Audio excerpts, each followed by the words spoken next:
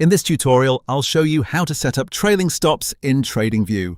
By the end, you'll have an order placed in TradingView with a trailing stop attached through the order panel, so the stop automatically follows the market as price moves in your favor. First, open the order panel and choose to place a trade. On your chart, open the order panel and select the side you want to trade.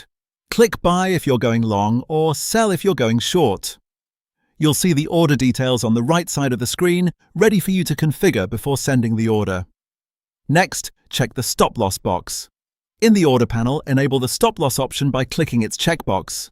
This tells TradingView to attach protective stop logic to your order so you can control risk as soon as the trade is live. In the drop-down menu for the stop loss type, select Trailing Stop. Click the stop loss type selector and choose Trailing Stop. This changes the stop behavior from a fixed price level to a dynamic stop that moves with the market. A trailing stop maintains a set distance from the current price. If price moves in your favor, the stop follows. If price moves against you, the stop holds its ground and can trigger an exit. Set the trailing value. Depending on the market and your broker connection, you can set this value in pips, ticks, or as a percentage.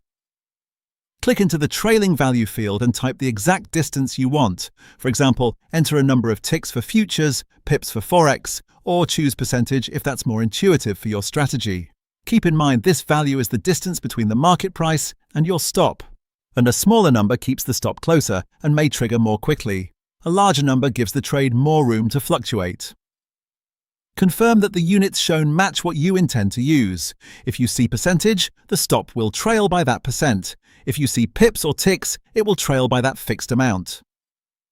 Place the order. The stop will automatically trail the market price. Click Place to send the order with the trailing stop attached. Once the order is active, the trailing stop logic is in effect. As the price moves in your favor, you'll see the stop level adjust automatically, preserving the same trailing distance you set. If price reverses by that amount, the stop will trigger, helping you lock in gains or limit losses without manual adjustments.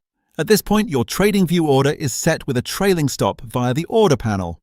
You've opened the order panel and chosen your trade direction, checked the stop loss box, selected trailing stop from the stop loss type drop-down, set the trailing value in the units provided, and placed the order so the stop now trails the market automatically.